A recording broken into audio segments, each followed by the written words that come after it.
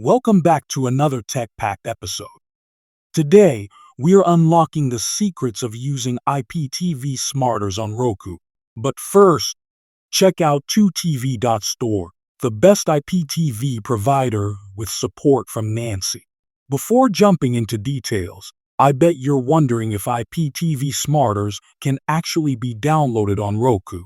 Spoiler alert, it's not officially accessible, but stay tuned for workarounds.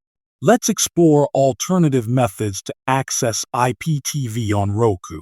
Although direct installation isn't possible, there's a nifty way using screen mirroring from your smartphone. You'll need to activate screen mirroring on Roku and on your mobile device. Make sure both are on the same network. Simplicity and seamless streaming begin here.